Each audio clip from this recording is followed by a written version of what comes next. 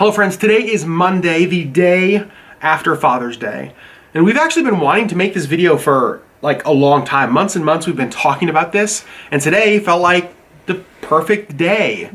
So in today's video, we're gonna answer a question that we get maybe more than any other question. Why don't you guys have kids? So I think most of us have grown up in a world that says that the pattern of life or the timeline is supposed to look something like high school, college, married, kids, job, something like that.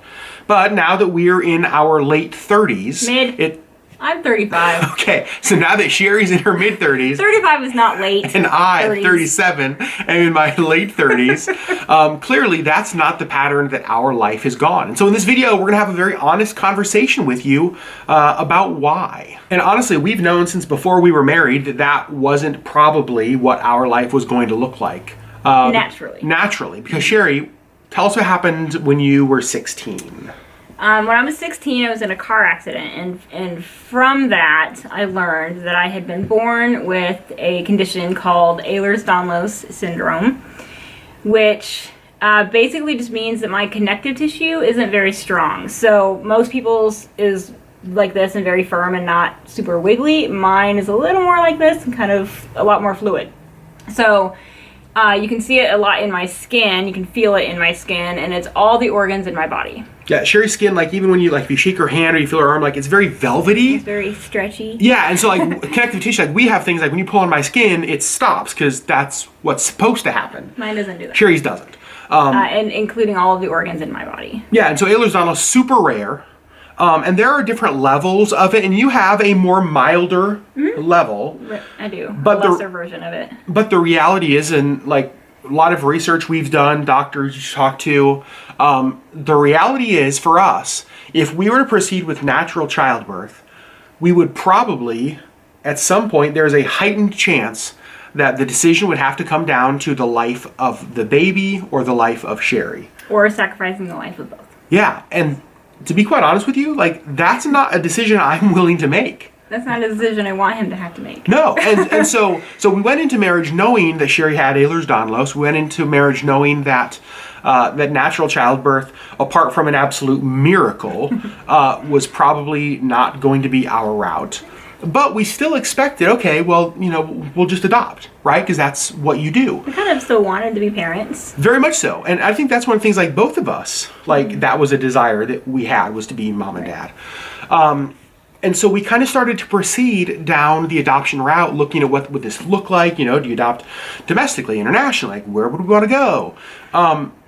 And we really felt, I think both of us in our spirit, like this like stop, this wait. Like, which was kind of confusing to us because I think it feels like I said earlier, there's this timeline, right? Like you get married, you have a job, you have kids, and so it's like, well, wait a second. Your life is supposed to look like this. Yeah, and so why would we wait? Like that doesn't make any sense.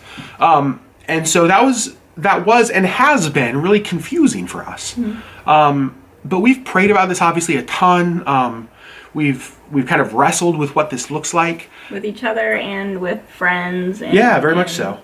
Other adults in our life, and yeah. And the thing that we've kind of come away with, I think, or that we've really felt is, and we haven't known how this was going to look, is we felt like God was going to allow us to step into a situation where we were needed.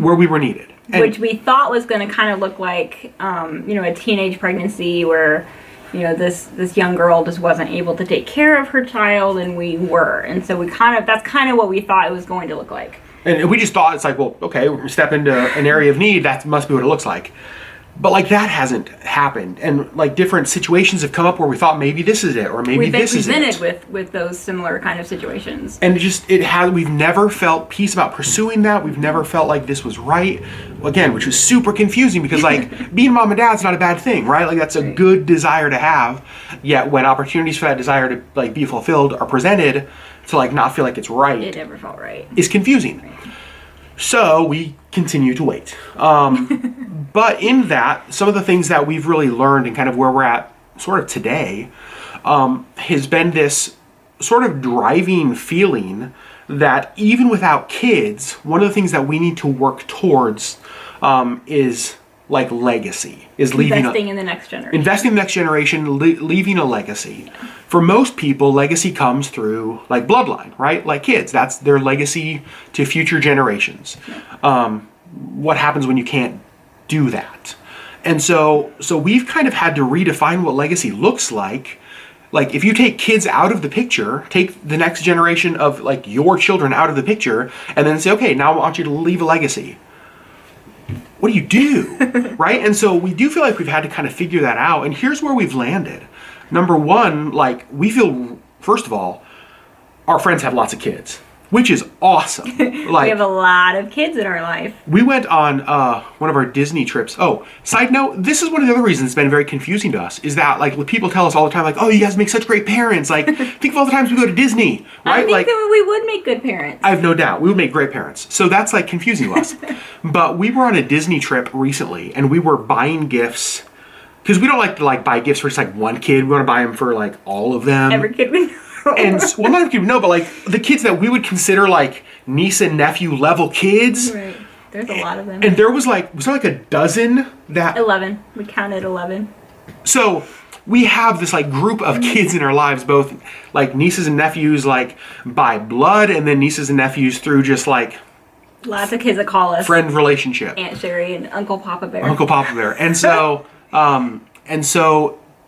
we've said, okay, well, maybe we need to invest in them, right? Like maybe legacy for us looks like investing both in their lives, but also in the lives of their parents, right? But then also leaving a legacy looks like investing maybe at a higher level with our actual niece and nephews. Mm-hmm. And so there are things that like we want to do with them in coming years as they're getting older that, to be quite honest, like we wouldn't be able to do if we had kids of our own. Right, because our focus would be on our own children, which is as it should be proper. Yeah. But without our own children to focus on, we are able to focus on our niece and 3 nephews. So legacy could look like that. Mm-hmm. Legacy also has been able to look like, honestly, even just our availability to step into hard situations, like inviting, like using our home as a refuge for like a friend that needed a safe place to be for a season, like which wouldn't have been able to happen if we had a child in what is our guest room. Yeah, if that room's a nursery, like we couldn't have helped, right? And so legacy looks like that. So I think for us, it's been like redefining what legacy looks like when you can't have kids of your own, mm-hmm. because the danger is that when you don't have kids, the danger is that life becomes all about yourself. It's just kind of right here. Yeah, it's like, okay, well, we can't have kids, so it's all about us. And we've known that we haven't wanted that to be our focus. And so how do you live a life that is selfless and not selfish? How do you invest in the next generation when the next generation doesn't live in your house? How do you leave a legacy when bloodlines will die off, right? And so for us, he's an only child with his father. Yeah, and so it's like that's it. That's it. Like it ends. And so how do you leave a legacy that in 50 years like we left some impact, right? Like it's not just a couple of tombstones somewhere. So that's why we don't have kids. Naturally, we can't. And the adoption route, as we've pursued that, that hasn't felt right for us. And so we there felt... hasn't been a piece about it that we felt like we should keep pursuing that. So we felt like we need to invest heavily in like our core covenant relationships, the kids that God has brought into our life. Mm-hmm. So... that's what we're going to do. Again, as I approach 40, as Sherry's clearly still in her mid-30s. Mid-30s. Like the reality of kids being raised in our home is less likely. And of course there's loss in that, mm-hmm. right? Like, and I think that's okay. Like it's okay I still cry sometimes. Yeah, for sure. And it's okay to have feelings about like loss. Yeah. But like you can't let that loss either, one, like control you, right, or 2, like cause you to become cynical so that then life just becomes about yourself. So that's our story about that. Let us know if you have questions down below. I don't know what the questions would be. We'll try to answer whatever questions. We've been very honest about this with people who have asked us in person, mm-hmm. about why we don't have kids. It's not because we hate kids. We actually really like kids. We really like kids. Yeah, I mean, they're not all kids. No, there are a few that we could probably do without. We like most kids. Mm-hmm. Most of our friends' kids we actually like. So thanks. I think all of our friends' kids we like. Yeah. That's kind of rare. There are some kids that I'm just like, I don't think I would like that kid. Sorry, not the point of this video. Off topic. Anyway, one other thing we didn't get to talk about when talking about legacy. Like, even through my work, this new initiative we're starting called Chosen, which pairs kids who are aging out of foster care who will never have mom and dad. We'll never have kind of that family unit. Yeah, it pairs those kids with adult mentors to kind of not necessarily be mom and dad, but just be like a healthy adult influence in their life who's encouraging them and who's like investing in them and who like is letting them know that there's somebody who's on their side in life, right? Like, because of the margin we have in our life, because we don't have kids, like we get to invest heavily in that. Yeah. So kids, which I'm excited about. Super excited about. So kids naturally, no. Kids through adoption, it doesn't look like it. I mean, maybe. Maybe. But, we're still open for that, but it's less probable. Yeah. As the years go on. Yeah. But we are getting to redefine what legacy looks like. We're getting to, hopefully, especially as our friends' kids get older, invest in them in like deeper ways and more ways. More practical ways. Yeah. So probably not mom and dad to any, but probably uncle and aunt to lots. Yeah.